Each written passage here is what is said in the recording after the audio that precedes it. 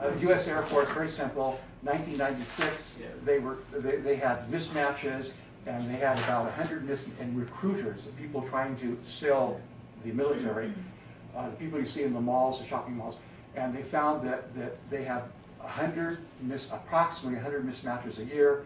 They factored in how much to train them, to recruit these recruiters in the Army, to train them in a profession, and then to fire them, to downsize them because they're not performing according to quota after 6 to 7 months. That came to $30,000 a head. Times 100 mismatches, we're up to $3 million.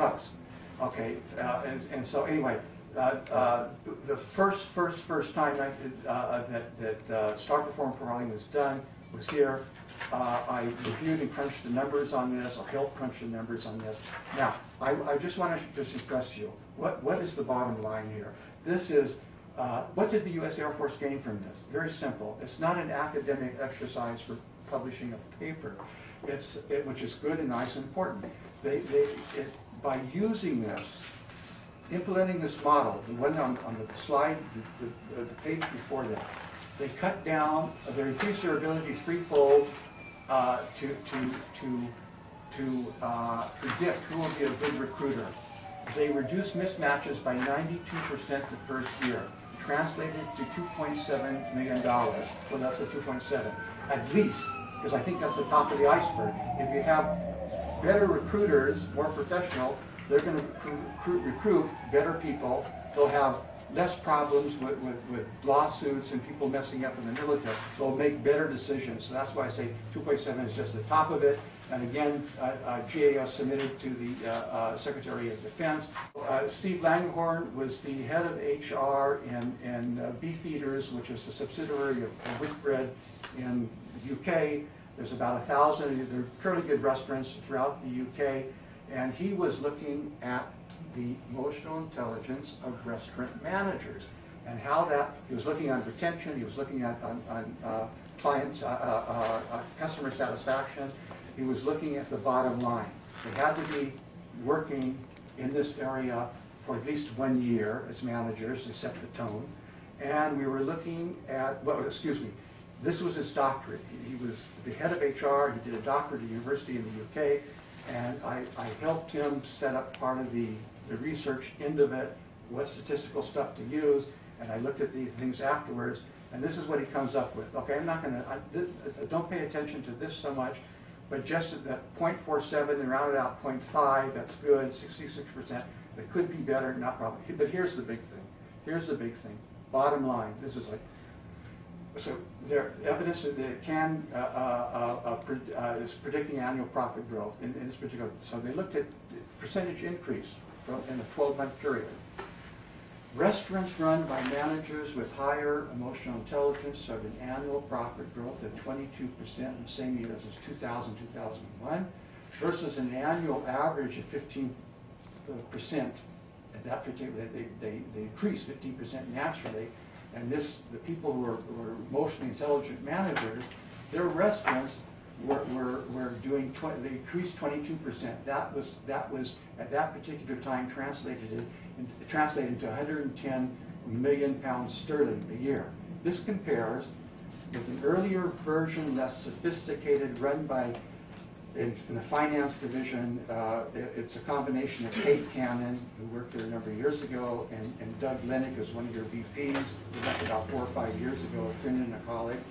And they did, on a less sophisticated program in the 1990s, their increase amounted to $200 million increase financial advisors in what they did. Now, that's a little digression to Amex. Going back, then I looked at males and females. I helped, he did it, I was guiding and working with him, supervising.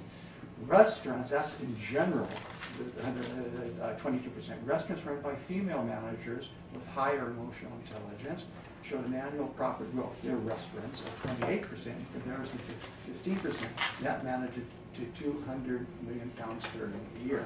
So again, it's not an academic BS article. It amounts to, okay, and that's it.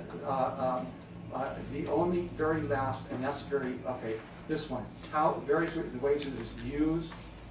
hiring and downsizing, not in bold, it's not nice to talk about that, but okay, that's a possibility. Succession planning, group training, and I'll tell you, I'll explain all of this later if you wish. And then it's more cost effective, okay, than other modalities like assessment centers. And I don't want to step on toes here. You know, so many people love assessment centers, and it's good. But here's the thing. This is I did the highest particular things that I knew in the STAR Performance Program. Less than 600, and it gets lower, and I can explain why it drops lower than 600 as the organization is using it over time. The average price in assessment centers is about $1,200, sometimes it goes up to $2,000 per person, and I'm looking at our results, 0.5%, the correlation between the people we pick and how they're performing is about 0.55. With assessment centers looking at two major studies, one in the UK, one in the US recently, one was recent, one was in the late 80s, as an average of 0.28. It was a predictability. So cost less, cost effective, it's more effective. And then the person to complete this little battery of tests or whatever it might be, less than an hour. If it's only the EQI, average of 20 minutes, a half an hour. When you do an assessment center, you're taking the person, that's why I say it's more than $1,200. You're taking perhaps a senior executive out, not working for 7-8 hours. So that's what I'm saying is that my case rests. And I think this is a tactical ploy in introducing new things that you think, like at the HR level, you know what your organization needs, but you're up against CEOs who've been there for a long time, and you have to convince them. I have found, and okay, this is based on a little bit of experience with this, if you can go in, and with all due respect, because I see myself as HR and external and whatever, if you can go into an organization and convince that a change technique that you think is worthwhile, if you can go to the very, very top, that's the tactical thing. If you can go to the CEOs and the vice presidents and influence them to make the decisions, quite often you shorten the period of time. Because the way it typically goes, we'll talk to HR people, then they've heard a fantastic conference, then they have to go back and convince the people who signed the checks and okay it, the program, and the ping pong goes back and forth for months. The greatest success has been when you can go into an organization and convince the very top executives. They're sold on it, boy, they work and things flow. So that's just one thing. So that's one thing, and what I'm going to say now is not related to that. Here's this idea. This is something else I'm throwing out from left field. You say, how do we hire, how do we promote the best people to lead the organization? How do we identify and hire our executives?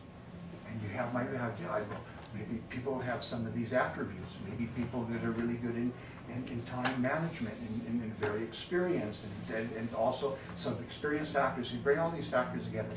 Here's another thing I'm going to throw out. It's not my idea. It came from Fidelity UK years ago.